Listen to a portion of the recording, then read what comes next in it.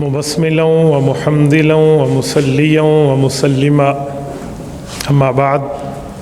معزز دوستو، آج جمادی الاخری کا پہلا جمعۃ المبارک ہے۔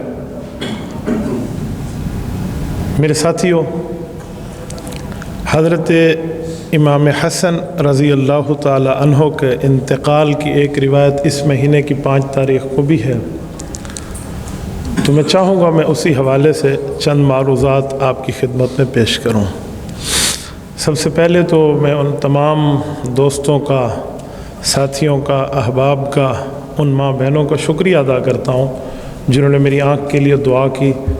تو آج تقریباً کوئی 60 سے لے کر 65% تک میری آنکھ کی دید ریکور ہے۔ باقی اللہ تعالیٰ کرم کا معاملہ فرمائے، اللہ پاک ہم سب کو مکمل صحت کاملہ عاجلہ مستمرہ دائمہ عطا فرمائے۔ میری اس آنکھ کی تکلیف کے سلسلے میں غالباً آج کوئی 4تھا جمعۃ المبارک ہے کہ میں اسی میں متاثر رہا، لیکن اس پر دل چھوٹا نہیں کرنا چاہیے۔ تکلیفیں آتی ہیں تو اللہ تعالیٰ کی طرف رجوع کرنے کا تھوڑا زیادہ موقع مل جاتا ہے،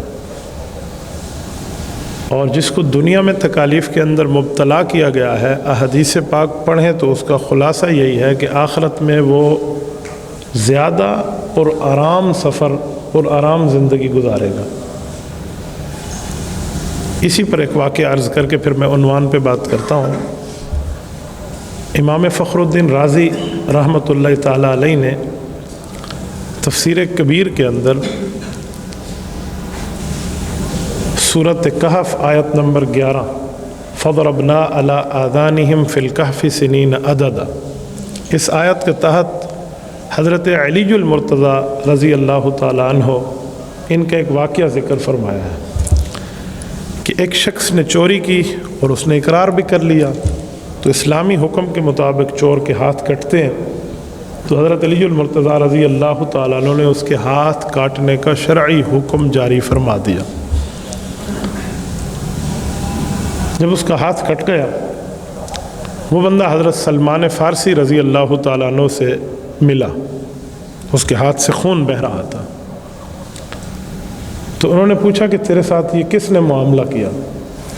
تو اس شخص نے کہا کہ میرے ساتھ اس شخص نے یہ معاملہ کیا ہے جس کو اللہ کے رسول کا داماد ہونے کا شرف حاصل ہے، اور جسے جنت میں نبی پاک کا پڑوسی ہونے کا شرف حاصل ہے، جو علی المرتضیٰ ہے، شیر خدا ہے، فاتح خیبر ہے، اور مسلمانوں کا 4تھا خلیفہ ہے، اور حضرت زہرا کا شوہر ہے، حضرت اماں فاطمۃ الزہرا رضی اللہ عنہ، اور حسنین کا ابا ہے۔ تو حضرت سلمان فارسی نے فرمایا کہ اس نے تو تیرے ہاتھ کاٹ دیے اور تو ان کی تعریفیں کرتا پھر رہا ہے۔ تو اس شخص نے بڑا ایک عجیب جواب دیا۔ اس نے کہا کہ میں تعریف اس کی کیوں نہ کروں کہ جو مجھ سے گناہ ہوا تو چوری کا، اس نے مجھے دنیا میں اس کی سزا میرے اوپر جاری کر کے جہنم کی آگ سے مجھے بچانے کی پوری ترتیب کر دی ہے۔ کہتے ہیں حضرت علی المرتضیٰ کو پتہ چلا تو حضرت علی نے اس کو واپس بلوایا۔ وہ آئے، اب امام رازی رحمہ اللہ نے لکھے اور یہ تاریخی روایت ہے، فرماتے ہیں کہ اس کے اوپر ایک چادر رکھی اس کے ہاتھ پر، تو حضرت علی المرتضیٰ نے رو کے اللہ تعالیٰ سے کوئی دعائیں کی۔ وہ کہتے ہیں ہم سمجھ نہ سکے حضرت علی اللہ سے مانگ رہے تھے، اور اسے فرمایا یہ چادر پکڑ اور گھر چلا جائے۔ فرمایا جب وہ صبح گھر سے واپس آیا تو اس کا ہاتھ درست ہو چکا تھا۔ یہ امام رازی رحمہ اللہ نے تفسیر کبیر کی 15ویں جلد میں لکھا ہے۔ اس واقعے کے اوپر کئی باتیں ہو سکتی ہیں، لیکن ان سب باتوں سے قطع نظر ایک بات ہے کہ دنیا میں تکلیف آ جائے تو آخرت کی تکلیف سے بندہ بچ جاتا ہے۔ تو میں نے بیماری کے اوپر بات چلائی تھی، تو اللہ تعالیٰ اگر آخرت کی تکالیف ہٹا کر دنیا میں دے دے تو میرے خیال میں اس پر بندے کو دل چھوٹا نہیں کرنا چاہیے۔ بہرحال اللہ پاک ہم سب کو تکالیف سے بچائے۔ میں بات کر رہا تھا حضرت امام حسن رضی اللہ عنہ کے حوالے سے۔ حضرت امام حسن اور حضرت معاویہ رضی اللہ تعالی عنہما کی صلح ہوئی ہے۔ اس صلح پہ میں تفصیلی گفتگو تو یوم الجمعہ کانفرنس میں کروں گا انشاءاللہ اس مہینہ کے آخر میں، لیکن چند مختصر باتیں آپ کی خدمت میں اس عنوان سے رکھتا ہوں۔ یہ جو ان صحابہ کرام کی صلح ہے آپس میں، اس صلح کی پیشن گوئی نبی پاک علیہ الصلوۃ والسلام نے اپنی حدیث میں پہلے ارشاد فرمائی تھی۔ صحیح بخاری شریف میں حدیث پاک موجود ہے، کتاب الصلح کے اندر حضرت نفیع بن حارث رضی اللہ عنہ، یہ طائف کے صحابی ہیں، ان کی کنیت ہے حضرت ابو بکرہ، ایک حضرت ابو بکر ہیں، یہ حضرت ابو بکرہ ہیں رضی اللہ عنہ۔ یہ ارشاد فرماتے ہیں کہ میں نبی پاک صلی اللہ علیہ وسلم کی خدمت میں حاضر تھا اور حضور علیہ السلام نے اپنی گود میں حضرت امام حسن کو بٹھایا ہوا تھا۔ ایک مرتبہ حضور عوام کو دیکھتے، ایک مرتبہ امام حسن کو دیکھتے اور لوگوں کو فرمانے لگے کہ میرے اس بیٹے کو پہچان لو، یہ میرا بیٹا سید سردار ہے، اور ایک وقت آئے گا اللہ تعالیٰ اس شخص سے ایسا کام لے گا جو بہت بڑا کام ہوگا۔ وہ کام یہ ہے، فرمایا کہ دو مسلمان گروہوں میں یہ شخص صلح کے لیے اپنے آپ کو ثابت کرے گا، اور دو بڑی مسلمان جماعتیں صلح میں آ جائیں گی، امن میں آ جائیں گی، بھائی چارے میں آ جائیں گی، وجہ حضرت امام حسن ہو گئے۔ یہ صحیح بخاری شریف میں حدیث موجود ہے۔ تو جس وقت حضرت علی اور حضرت معاویہ کے گروپ کی صلح ہوئی تھی اور وجہ حضرت امام حسن تھے، تو یہ حدیث پاک کی پیشن گوئی پوری ہوئی تھی۔ امام حسن کی صلح جہاں مسلمانوں کے لیے خوشخبری ہے، امام حسن کی صلح جہاں اہل ایمان کے لیے دل کے اطمینان کا باعث ہے، وہاں پر ان فسادیوں کے منہ پر زناٹے دار تھپڑ ہے جو اہل بیت یا صحابہ کرام کی آپس میں صرف جنگیں بتاتے ہیں، صلح اور راضی نامہ نہیں بتاتے۔ آج میڈیا کا دور ہے، تو کوئی بندہ گھر سے اٹھ کر ایسی بات کر کے میڈیا پہ ڈال دے تو لوگ اس بات کو دیکھتے ہیں، یہ نہیں دیکھتے اس کی حیثیت کیا ہے۔ میں نے چند کلپس میڈیا پر ایسے سنے ہیں، نہ جن کا علم سے تعلق ہے، نہ ایمان سے تعلق ہے، نہ کوئی مذہب اسلام کی بنیادی معلومات سے تعلق ہے، اور نہ ان کے علم دین کی فیلڈ ہے، وہ لوگ اٹھ کے حضرت معاویہ رضی اللہ تعالیٰ عنہ کے خلاف باتیں کریں کہ اس نے امام حسن کو نعوذ باللہ دھوکہ دیا تھا۔ میں پوچھتا ہوں، امام حسن رضی اللہ تعالیٰ عنہ نے جب صلح فرمائی تھی تو یہ اچانک صلح ہو گئی تھی یا اس پر 6 مہینے کا غور و خوض بھی شامل تھا؟ تو تاریخ کی کتابیں اٹھا کے دیکھیں کہ حضرت علی المرتضیٰ کی شہادت ہوئی ہے 21 رمضان المبارک کو، حضرت امام حسن خلیفہ بن گئے ہیں، تو اس کے بعد شوال ہے، پھر ذوالحج ہے، پھر محرم ہے، پھر صفر ہے، پھر ربیع الاول ہے، پھر ربیع الثانی ہے، اس کے بعد جمادی الاول میں آ کر حضرت امام حسن کی صلح ہے۔ 6 ماہ حضرت امام حسن نے اس کا غور فرمایا۔ یہ 6 ماہ امام حسن کی حسنی خلافت کا زمانہ ہے۔ اس میں حضرت امام حسن نے مشورہ سب سے کیا، اپنے لشکریوں سے بھی کیا، اپنے فوجیوں سے بھی کیا، اپنے بھائی حضرت امام حسین سے بھی کیا، اور اپنے بچپن کے دیرینہ دوست جس کو ہم اپنی زبان میں کہتے ہیں پلیتھڑ دا یار، قیس بن سعد بن عبادہ سے مشورہ بھی کیا رضی اللہ عنہ۔ بچپن سے بڑا تعلق ان کا امام حسن کے ساتھ رہا، بڑی محبت کا زمانہ ان کا آپس میں گزرا۔ صحابہ سے، اہل بیت سے مشورہ کر کے امام حسن گئے ہیں، اور حضرت معاویہ نے پھر ویلکم فرمایا ہے اور بھتیجا کہہ کر استقبال کیا ہے، اور خالی کاغذ ان کے سامنے رکھا ہے کہ جو لکھنا ہے لکھ دیں، میری طرف سے پہلے منظور ہے۔ تو یہ صلح کوئی اچانک نہیں ہے کہ ٹھہرے ہوئے ایسے اتفاقی طور پہ بات ہو گئی صلح صلح صلح، ایسا نہیں ہے۔ اس صلح کے پیچھے غور و خوض موجود ہے۔ اچھا، پھر یہ بات کرنا کہ امام حسن کو انہوں نے دھوکہ دیا ہے، یہ حضرت معاویہ رضی اللہ تعالیٰ پہ الزام تو ہے ہی، لیکن امام حسن پہ بھی الزام ہے کہ نعوذ باللہ حضرت امام حسن رضی اللہ تعالیٰ عنہ اتنے باصلاحیت نہیں تھے کہ وہ لوگوں کی سازشوں سے بچ سکیں، وہ تو سازشوں میں آ گئے تھے۔ تو امام حسن رضی اللہ تعالیٰ کی دماغ پہ، عقل پہ، سوچ پہ، سمجھ پہ، ان کی حکومت کی اہلیت پر اعتراضات ہیں۔ اور تیسری بنیادی بات کہ اگر یہ بات دھوکے والی مان لی جائے تو رسول اللہ صلی اللہ علیہ وسلم کی زبان نعوذ باللہ جو ارشاد فرما رہی ہے کہ یہ اللہ کے حکم سے صلح کرائے گا 2 مسلمان گروہوں میں، اس زبان کو پھر غلط کہنا پڑے گا نعوذ باللہ من ذالک۔ اور نبوت کی زبان اتنی صادق اور اتنی سچی زبان ہے کہ اس جیسی سچی زبان والا اس دھرتی پہ اللہ نے حضور کے علاوہ پیدا ہی نہیں کیا۔ نہ اس جیسا سچا دماغ، نہ اس جیسی سچی زبان اس دھرتی پہ آئی ہے جو زبان اور دماغ لے کر ہمارے پاک نبی صلی اللہ علیہ وسلم تشریف لائے۔ تو امام حسن رضی اللہ عنہ کی صلح باقاعدہ صلح ہے، اور اس صلح پہ امام حسن تادم شہادت برقرار رہے ہیں۔ جب یہ جواب دے دیا جاتا ہے تو کچھ لوگ صلح پہ ایک اعتراض اور کرتے ہیں۔ ہاں جی، کیا اعتراض ہے؟ کہتے ہیں امام حسن رضی اللہ عنہ صلح کے بعد پچھتانے لگ گئے تھے۔ میں نے کہا آپ کو پتہ ہے امام حسن کی صلح کے کتنے عرصے کے بعد انتقال اور شہادت ہے؟ یہ پتہ نہیں ہوگا، بتائیں گے نہیں۔ 10 سال تک امام حسن رضی اللہ تعالیٰ عنہ اس صلح پر رہے، اس کے بعد شہید ہوئے، پورے 10 سال۔ تو 10 سال میں کوئی ایک مرتبہ بھی ایسی بات کسی جگہ نہیں ملتی کہ امام حسن رضی اللہ تعالیٰ عنہ صلح پر پچھتائے ہوں۔ بلکہ میں اس پر آپ کو ایک انتہائی عام روایت پیش کرنے لگا ہوں۔ حضرت علی المرتضیٰ رضی اللہ تعالیٰ کی روایت موجود ہے سنن نبی داود شریف کے اندر۔ حضرت علی المرتضیٰ نے فرمایا جو آخر زمانہ میں امام مہدی تشریف لائیں گے، فرمایا وہ سید تو ہوں گے لیکن وہ میرے بیٹے انہو من ولد الحسن، وہ حضرت حسن رضی اللہ تعالیٰ کی اولاد سے ہوں گے، یعنی ان کی ماں حضرت امام حسین کی اولاد سے ہوگی اور ان کے والد حضرت امام حسن کی اولاد سے ہوں گے رضی اللہ عنہ۔ یہ حضرت علی نے کیوں فرمایا تھا احادیث پاک میں؟ تو محدثین فرماتے ہیں کہ دراصل امام حسن کو اللہ ایک اعزاز دیں گے۔ وہ اعزاز یہ ہے کہ مسلمانوں کی اجتماعیت کی خاطر، کہ مسلمان جمع ہو جائیں، جنگ ختم ہو جائے، صلح ہو جائے، امن ہو جائے، امام حسن نے اپنی حکومت کو قربان فرمایا، اور حضرت امیر معاویہ رضی اللہ عنہ کو چاچا سمجھ کے ان کے ہاتھ پر بیعت فرما کر اپنی حکومت ان کے حوالے فرمائی تھی۔ تو جو بندہ اللہ کے لیے قربانی دیتا ہے رب اس کے اجر کو ضائع نہیں فرماتا۔ ان اللہ لا یضیع اجر المحسنین، قرآن کریم کا وعدہ ہے کہ نیکی کرنے والوں کی کبھی نیکی ضائع نہیں ہوتی۔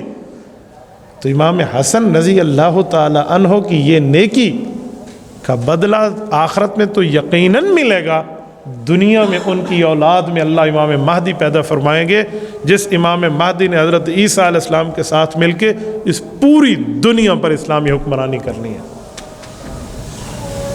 تو اس لیے پچھتانے والی بات سازش تو ہو سکتی ہے، امام حسن کے حق میں نہیں ہو سکتی۔ اچھا، اگلی بات، کچھ لوگ کہتے ہیں حضرت معاویہ رضی اللہ عنہ نے امام حسن کو نعوذ باللہ زہر دلوائی تھی۔ کوئی پوچھے کہ یہ بات تمہیں تو پتہ چل گئی، حضرت امام حسین کو پتہ نہیں چلی، حضرت امام حسن کی اولادوں کو پتہ نہیں چلی، حضرت امام حسن کے وہ بیٹے جو حضرت علی کے پوتے ہیں، حضرت ابوبکر کا انتقال ہوا تھا اور حضرت حسن کا بیٹا پیدا ہوا تھا۔ تو حضرت علی سے پوچھا حضرت امام حسن نے کہ آپ کے پوتے اور اپنے بیٹے کا نام کیا رکھوں؟ تو حضرت علی نے فرمایا اس کا نام رکھو ابو بکر بن حسن بن علی۔ حضرت علی کو حضرت ابو بکر رضی اللہ عنہ سے اتنا پیار تھا کہ پوتے کا نام رکھوایا۔ وہ ابو بکر بن حسن بھی تو اس وقت زندہ سلامت تھے، وہ اپنے والد کے لیے نہیں اٹھے۔ آپ کو پتہ چل گیا کہ زار حضرت معاویہ نعوذ باللہ دلوائی ہے، بیٹوں کو نہیں پتہ چلا۔ اچھا، پھر اگلی بات، جب امام حسن شہید ہو گئے تو حضرت معاویہ اس کے 10 سال بعد تک زندہ رہے، بلکہ ایک روایت کے مطابق تو 11.5 سال بھی بنتا ہے۔ سن 50 ہجری سے 1 سال پہلے حضرت امام حسن فوت ہوئے ہیں، سن 49 میں، اور حضرت معاویہ کا انتقال سن 60 ہجری میں، 11 سال بنتے ہیں۔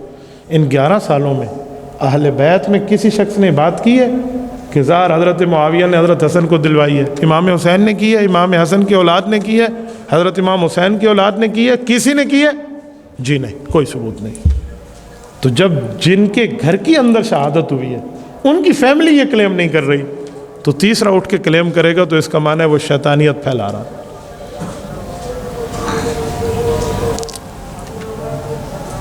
یزید کے ساتھ حضرت امام حسین رضی اللہ عنہ کا ٹکراؤ آیا ہے، اور ہم اس مسئلے میں حسینی ہیں، ہم یزیدی نہیں ہیں۔ پوری دنیا سنیت کہتی ہے کہ ہمارا تعلق حضرت حسین سے ہے رضی اللہ عنہ۔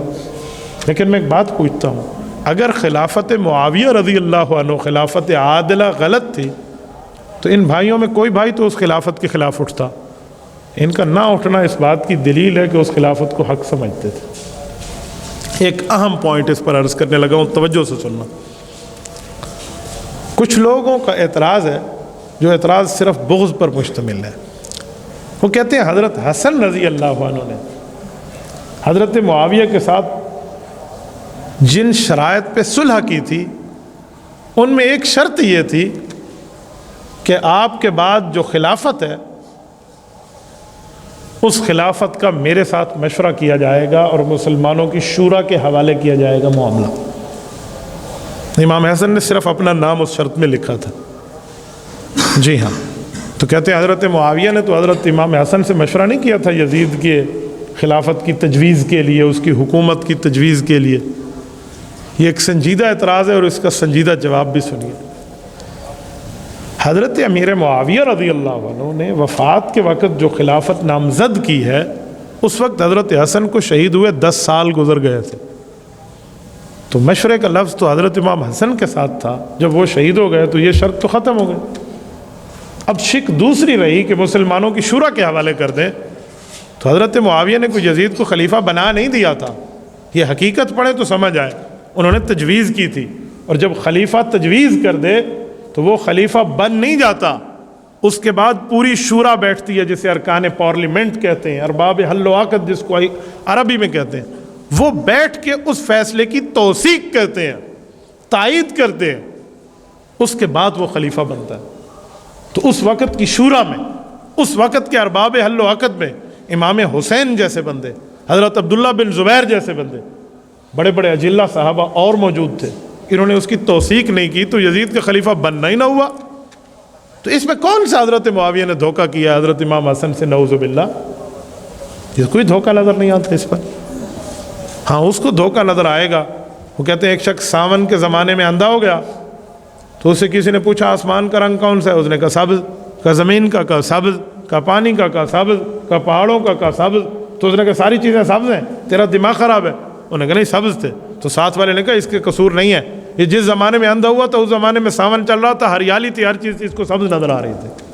تو جس کے دل میں صحابہ اور اہل بیت کا بغض موجود ہو وہ اس ساون کے اندھے کی مانند ہے، اس کو تو صحابہ اور اہل بیت میں بغض نظر آئے گا، نعوذ باللہ۔ تو امام حسن اور حضرت معاویہ کی صلح ہے، ان کو رسول اللہ صلی اللہ علیہ وسلم نے 2 مسلمان جماعتیں، عظیم جماعتیں، بڑی عظمت والی جماعتیں قرار دیا ہے۔ تو اس پر اعتراض وہ کرے گا جو دراصل رسول اللہ پہ اعتراض کرنا چاہتا ہے لیکن اس کی جرت نہیں ہے کہ وہ نبی کے خلاف بک بک کرے، تو اس نے نبی کے نواسے کے خلاف، نبی کی صحابی کے خلاف محاذ بنانا ہے تاکہ پہلے ان کے خلاف ذہن بنا لو پھر نبوت کے خلاف بولو۔ اس طرح کی سازشیں اسلام میں کئی گزری ہیں، کئی گزری ہیں۔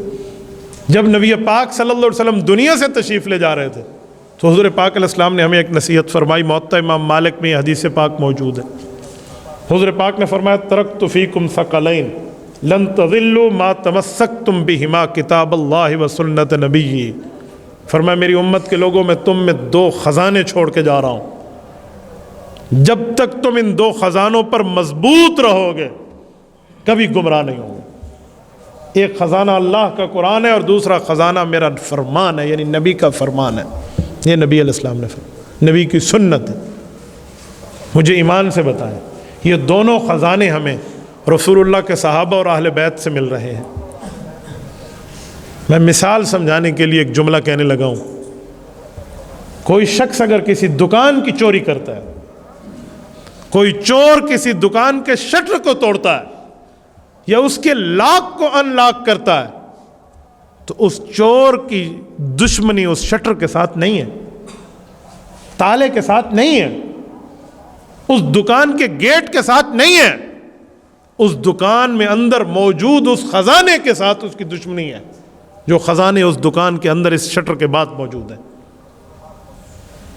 تو قرآن اور سنت ہمیں نبی کے صحابہ اور اہل بیت کے ذریعے ملا، تو جو شخص پیغمبر کے صحابہ اور اہل بیت پر بک بک کرے اسے صحابہ اور اہل بیت کا بغض نہیں ہے، اسے دراصل اللہ کے قرآن کا، نبی کے فرمان کا بغض ہے جو حضور ان کے ذریعے ہمیں یہ پہنچا کر گئے ہیں۔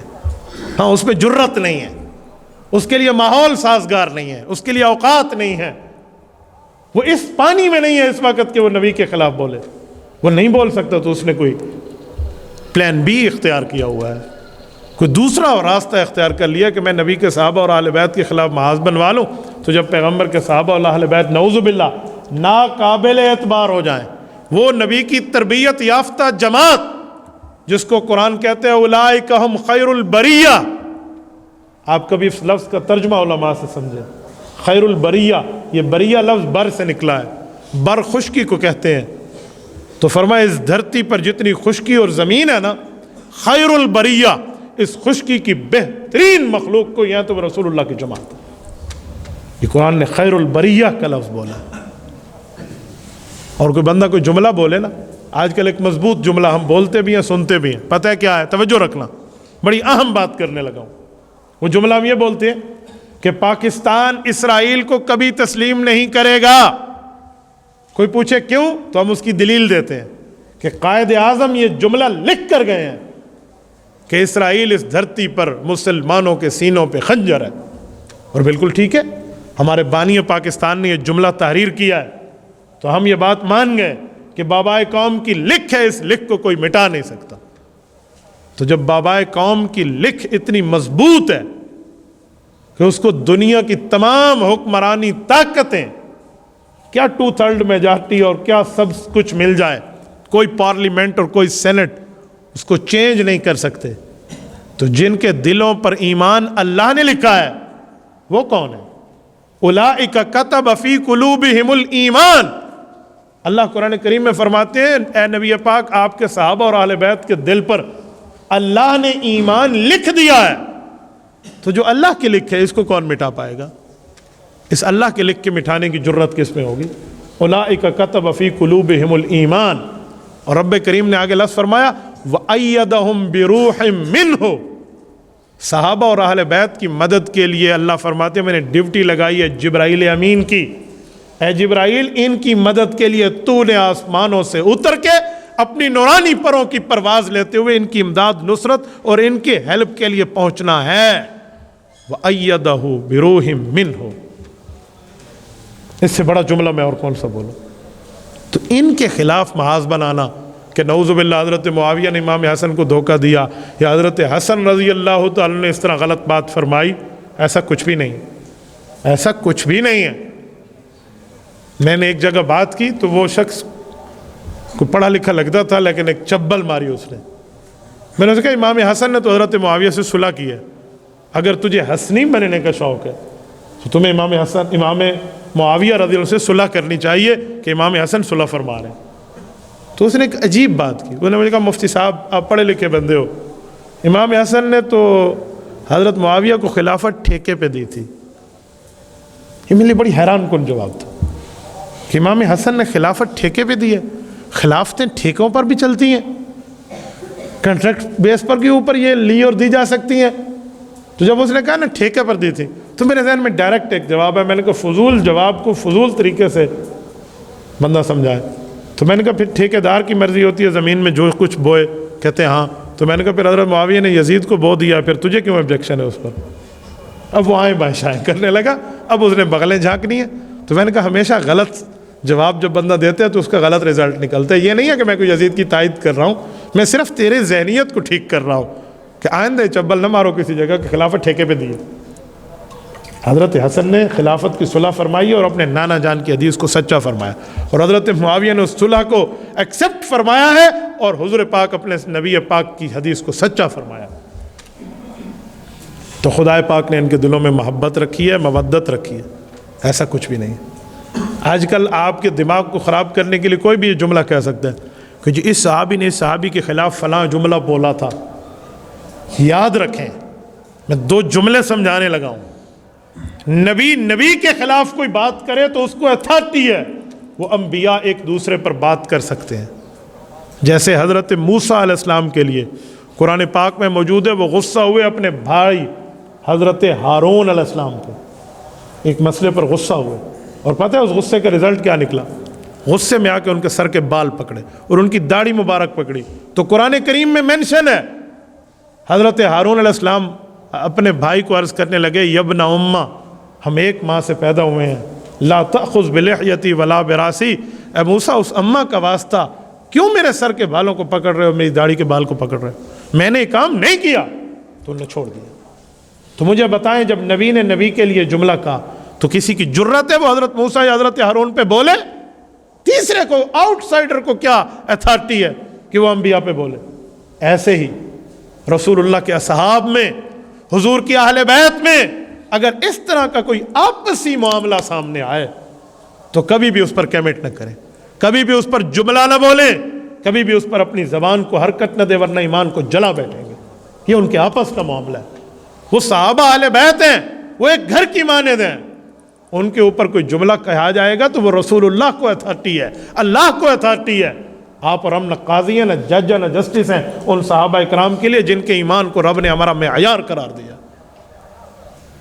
اس کی بڑی آسان ایزی ایگزامپل اگر آپ دیکھیں تو والد اور چاچو میں اگر کوئی اختلاف آ جائے, ایک میرا ابا ایک میرا تایا ہے, ایک میرا ابا ایک میرا چاچا ہے, ان کا آپس میں کوئی مسئلہ ہو گیا تو کیا مجھے اختیار ہے میں اپنے ابا کو غلط کہوں یا اپنے چاچا کے ساتھ لڑنا شروع کر دوں؟ میری والدہ اور والد کے اندر اگر کسی مسئلے پر اختلاف آ جائے تو حلالی بیٹا یا حلالی بیٹی وہ ہے جو اپنی ماں کو سچا کر کے باپ کے منہ پہ تھپڑ مارے یا اپنے باپ کو سچا کر کے اپنی ماں کے خلاف بک بک کرے؟ جی نہیں. بلکہ اس کا مطلب, اس کا کام, اس کی رسپانسبلٹی, اتھارٹی, اس کی ذمہ داری ہے کہ صلح کی ترتیب میں آئے, سمجھائے کہ غلط فہمی کی بنیادیں ختم ہو جائیں. تو جب آپ صحابہ اور اہل بیت کے لیے علم نہیں ہے تمہیں کہ تم اس کی بات کی تشریح کر سکو, تم اس کی گفتگو کی وضاحت کر سکو, ان کے فرمان کی توجیہ پیش کر کے تشریح, وضاحت, ایکسپلینیشن کر سکو, جب اس پانی میں آپ نہیں ہیں تو آپ کو کس نے کہا کہ ان کے خلاف کوئی جملہ بول جائے؟ کبھی اپنے ایمان کو آگ لگائیں نہیں. یہ جملہ آپ اور ہم نہیں بول سکتے. ہم نبی صحابہ کے لیے کوئی جج اور قاضی نہیں ہے. خدا پاک نے ان پر سوال بھی کیا قرآن میں اور اللہ نے ان کو معافی بھی دی ہے. میں ایک جملہ سمجھاتا ہوں, توجہ رکھنا. احادیث پاک میں ہے کہ ایک صحابی سے ایک مرتبہ ایک گناہ ہو گیا. وہ رسول اللہ صلی اللہ علیہ وسلم کے پاس تشریف لائے. ان کا نام ہے حضرت ماعز اسلمی رضی اللہ عنہ. انہوں نے آ کر عرض کیا, یا رسول اللہ مجھ سے یہ گناہ ہوا. غیر محرم کے ساتھ تعلقات کا لفظ ہے حدیث پاک میں. نبی علیہ السلام نے چہرہ مبارک پھیرا, پھر وہ دوسری طرف آیا کہ یا رسول اللہ مجھ سے گناہ ہوا ہے, مجھے پاک فرمائیں. جب 4 مرتبہ انہوں نے اقرار فرمایا تو پھر رسول اللہ صلی اللہ علیہ وسلم نے حکم دیا, مکمل سیاستہ کی حدیث ہے, فرمایا اس کو سنگسار کیا جائے. سنگسار کیسے کہتے ہیں کہ اگر شادی شدہ بندہ یہ معاملہ کرے تو اس کو پتھر مار مار کے مسلمانوں کی جماعت مار دے, اسلامی حکمران کے حکم پہ, اپنی طرف سے نہیں. یہ قرآن کا حکم تھا. فرجموہما نکالا من اللہ, جو آیت تلاوتاً موجود نہیں ہے پر حکماً آج بھی موجود ہے. تو رسول اللہ صلی اللہ علیہ وسلم نے حکم دیا, فرمایا مجمع اکٹھا کیا جائے. مجمع اکٹھا ہوا, ہر کے ہاتھ میں پتھر دیے اور ان کو وہاں رکھا, فرمایا ان کو پتھر مارو. وہ خود کہہ رہے ہیں, مان لیا, اقرار ہو گیا. تو ان پہ سنگ باری شروع ہوئی, پتھر مارے جا رہے تھے. سنیں اگلا لفظ سنیں. ایک پتھر حضرت خالد بن ولید کے ہاتھ میں آیا, انہوں نے دے کے پتھر مارا, کیونکہ اللہ کا قرآن کہتا ہے کہ تمہیں اس میں نرمی نہیں کرنی چاہیے. تو انہیں جب پتھر مارا, ان کے خون کا فوارہ نکلا اور اس کی کچھ چھینٹیں ان کے کپڑوں پہ پڑ گئیں. تو انہوں نے بڑی ایک سخت لفظ میں کہا کہ کیا پلیت خون میرے اوپر آ گیا. یہ تو منظر دیکھ رہے تھے نا کہ حضور نے پتھر مارنے کا حکم دیا, لیکن اللہ کے رسول تو باقی سارے معاملات جانتے تھے. حضور نے فرمایا خالد یہ جملہ مت کہنا. کہ رسول اللہ کیوں, اس کو پتھر مار جا. فرمایا خالد اس شخص نے اللہ سے وہ توبہ کی ہے, اگر اس کی توبہ کو پورے حجاز پر تقسیم کر دیا جائے تو سارے بخش کے جنت کے مستحق بن جائے. آپ اس کے خلاف یوں نہیں کہہ سکتے. جب رسول اللہ اس کی صفائی دے رہے ہیں اس غلطی کے بعد, تو حضور ایسے نہیں بولتے. سورۃ نجم آیت نمبر 3 آیت نمبر 4 میں رب نے فرمایا وما ينطق عن الهوى ان هو الا وحی یوحى. نبی اللہ کی وحی سے بولتا ہے, اللہ کے حکم سے بولتا ہے, اللہ کے آرڈر سے بولتا ہے.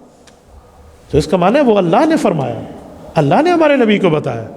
تو ہمیں کہاں سے اتھارٹی مل گئی, ہمیں کہاں سے اختیار مل گیا؟ ہم کس بنیاد پر جج اور قاضی بن بیٹھے کہ ہم نبی کے صحابہ یا نبی کی اہل بیت پر کوئی جملہ بولے؟ میں صحیح بخاری کی حدیث پیش کرتا ہوں, جلد نمبر 2 کتاب المغازی کی. سنیں, توجہ رکھنا. حضرت علی ہے ایک طرف حضرت حمزہ ہے. حضرت علی حضور پاک کے چاچا کے بیٹے ہیں, حضرت حمزہ حضور کے بھی چچا ہیں، حضرت علی کے بھی چچا ہیں رضی اللہ تعالی عنہم۔ بدر میں حضرت علی المرتضیٰ کو ایک اونٹنی ملی تھی، اور وہ اونٹنی مال غنیمت کے طور پہ حضرت علی کو بہت پیاری تھی، بہت پیار فرماتے تھے اس اونٹنی کے ساتھ۔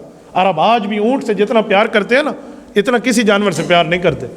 آپ اس وقت عرب جائیے نا، اس وقت آپ حیران ہو جائیں گے کہ وہاں چھوٹے گوشت کی اتنی قیمت نہیں ہے جتنی بڑے گوشت کی قیمت ہے۔ میں اس سال اپنے حج کا واقعہ سناؤں، یہ 1444 ہجری، ہم وہاں گئے، سوق البقر اسے کہتے ہیں، لفظ سوق البقر ہے، یعنی کہ وہ منڈی جہاں جانور ملتے ہیں۔ وہاں جو بکرا تھا نا، بکرا، بھیڑ، دمبا، بکری، یہ 500 ریال کا، اور جو گائے ہے وہ 3500 ریال کی، اور جو اونٹ ہے وہ 5000 ریال کا۔ تو میں نے وہاں سوال کیا کہ ہمارے ملکوں میں تو چھوٹے گوشت کی بڑی قیمت ہے کہ مٹن، ہمارے یہاں تو بیف کو کوئی اتنا زیادہ پوچھتا ہی نہیں ہے۔ انہوں نے کہا جاؤ، یہ عرب ہے، یہاں عرب میں بیف کی بڑی قدر دانی ہے۔ تو اونٹ کی آج تک اتنی عزت ہے وہاں۔ تو حضرت علی کو وہ اونٹنی ملی اور اونٹنی سے پیار فرماتے تھے۔ حضرت حمزہ رضی اللہ تعالیٰ عنہ نے بغیر حضرت علی سے پوچھے، بغیر بتائے اس اونٹنی کو ذبح کر دیا۔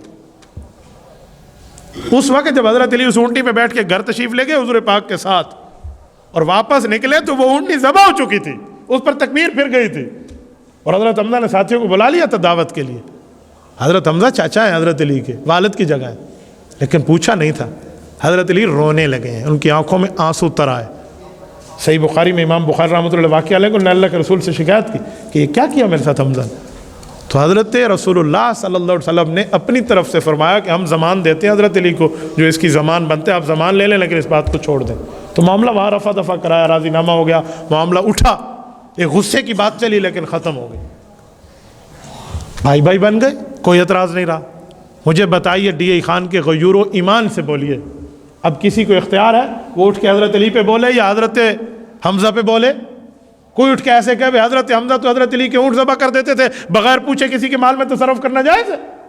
کیا کسی کو اختیار ملے گا؟ خبردار جو کوئی اس پر بولا، یہ رسول اللہ کا معاملہ ہے، یہ ان کا انٹرنل میٹر ہے، اس میں آپ اور ہم انٹری نہیں کر سکتے۔ کسی باہر کے بندے نے اس پر اعتراض نہیں کرنا۔